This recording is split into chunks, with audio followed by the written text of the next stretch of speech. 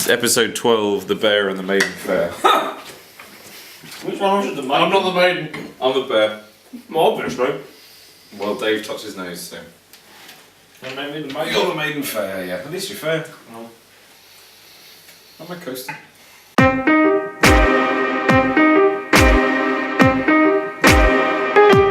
Bioshock Infinite. I may not always love you, but as long as there are stars above you... Don't make me sing. Okay, it's going to take too long, but we'll sing that later. Bioshock was... No. Bioshock was an absolute Art Deco revelation. You guys know how much I love Art Deco and the 20s and 30s whole thing. And Revelations. And Revelations, indeed. It's my favourite book of the Bible. It's the best book. Bioshock. Bioshock. Played that on the PC when I had a PC that was just about powerful enough to play it. Absolute masterpiece of a game. Bioshock 2 was just Bioshock again, but you played as a Big Daddy, but it didn't really make any difference to gameplay. Yeah. But nonetheless, beautiful, slightly different songs, slightly different viewpoint on things, took place slightly before Bioshock, actually quite a bit before Bioshock. Bioshock Infinite, obviously... Wait, no, doesn't Bioshock 2 take place afterwards? I could have sworn it takes place... It takes place... No, it must be before, because you're the first Big Daddy. You're the alpha Big Daddy. No, but aren't you the first Big Daddy returned or something? There's something... It's been a lot of years. Yeah, maybe. also... I didn't even play it. Also, it doesn't matter. No, it doesn't matter. No. The Bioshock universe was made a masterpiece by Bioshock Infinite because it made it a science fiction universe. Spoiler, spoiler, spoiler, who gives a shit, you're all watching this anyway. Bioshock Infinite is one of the best games I've played in my life. And I've been playing games since I was 3 or 4 years old, from the Amiga 500, Amiga 800, to an IBM Aptiva PC, if anyone knows what that is on the internet. The Aptiva installer, instead of just installing things through the way they were recommended on the back of the jewel case insert. My lord. Don't Aptiva do insurance and or trains now? Probably. Maybe they do buses outside of the Dartford area. Wait. Who knows? That's Aviva and Ariba. Aviva and Ariba. Yep. We got there eventually. Aviva and Ariba, incidentally, is a inn in Skyrim. I was wondering when we were going to get completely off topic and waste 12 minutes at a pop. And that time is now. You can't see me. Bioshock Infinite. Here's the thing about Daenerys Targaryen. No. Infinite was just such a well-built universe. Unbelievable. It was, obviously, it's the extension on the Bioshock universe, but it's basically... It's an alternate version. Yeah. Spoiler. You're sitting there and you're like, well, okay, well, the writers and the publishers are sitting there and like, okay, so we've got to make the next Bioshock. Where do we go? And they go the complete flip side of where they were before. City under the waves, and now we're going city above the clouds. Yep. And it was beautiful. Hallelujah. And everything in that world, despite the facts, obviously. Canonically, I don't quite know where it sits with regards to in an alternate universe. No, it exists, but in an alternate universe. Well, it's the best thing. Either way, you can see the complete direct replica between the technology that's available in Bioshock, or exists in the Bioshock world, and then Infinite. I was going to say that the fact that you love your collectibles.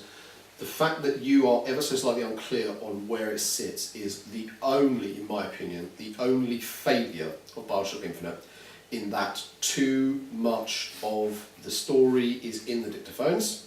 Yes. Because there is a dictaphone that explains, there's a series of dictaphones that explains why, and very briefly, that explain why...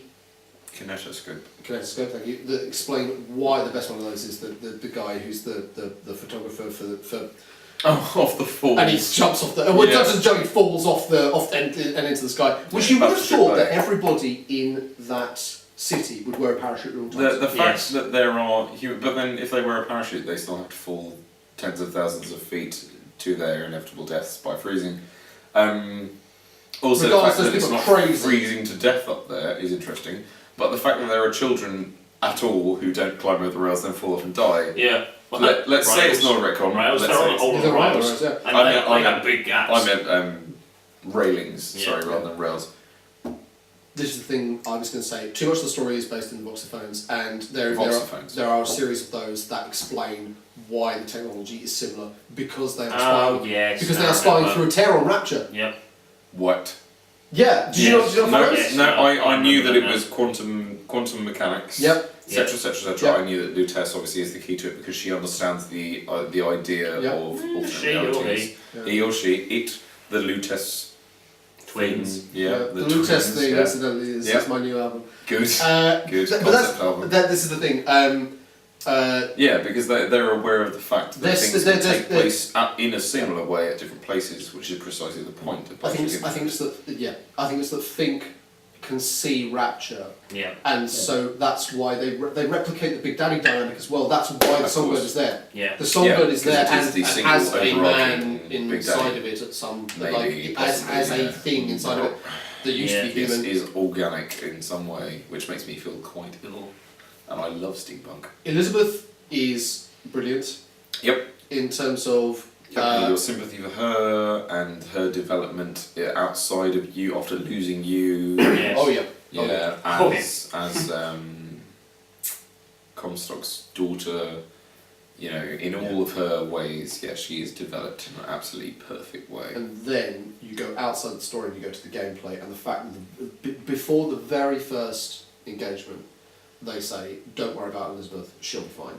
Yeah. And the fact that the entire game is basically an escort mission, but she doesn't irritate you, she doesn't get carried off and scream Leon. And story, oh my god, and story-wise, it makes total sense why they don't shoot her, because the aim of the game is to kill you so that they can just carry her get off. her back and put her back in the tower. Yeah, brilliant. Even though it's not there anymore. Yep. Well, half of it's still.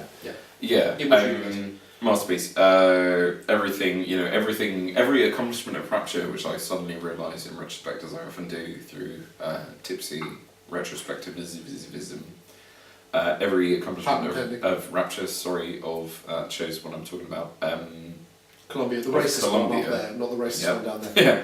Every accomplishment of Columbia is something that another civilization has done at a different point, because everyone thinks they're music makers, and that was one of my favourite little insights. Everyone thinks that their composers are the best composers in the world. That's because they're seeing through little rifts that are pointing to other bits. One of my least favourite songs in the entire world, one of my most hated songs in the entire world, is Girls Just Want to Have Fun. And you hear it at every shitty party and every shitty wedding reception and every shitty fucking probably funeral that you go to. You hear Girls Just Want to Have Fun. Do you know if you go to a funeral and you want to hear a morose version of it, you should check out the version by Greg Glaswell. I will check it out at a later date. And by later you mean never. Yep. Cool. I'm not in a morose mood at the moment. No. But or a Girls Just Want to Have Fun mood ever in my life.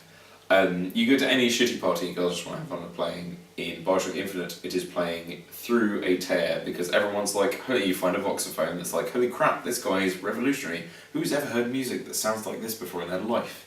Yeah. And that's because he's heard 1984 and it sounds like that, and everyone's like, and you find a thing that's playing Tainted Love, 1905 or whatever it is, 1912, whatever.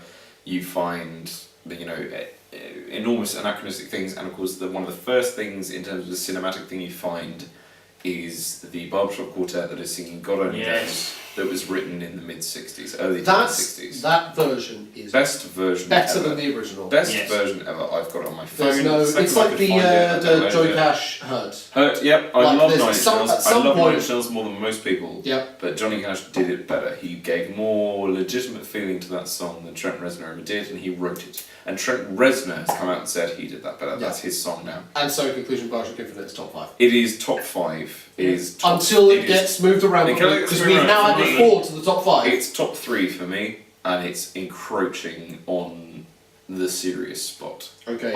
We've not even talked about the gameplay more than for 5 minutes. Oh, the gameplay's cool. You got the guns, you got the plasmids. Whatever, it's great. You got figures. The figures. The world that exists in Skylines, I love those. Skylines, you use those, use those, didn't touch them really, just sat there and shot handymen right in the heart. They creep me out. Yep. Yeah. They're crying. Yep. They made that choice. I shot them too. You shot them. It helps them. It makes them feel better. Nick Clifford is the next person. Who? Never ever.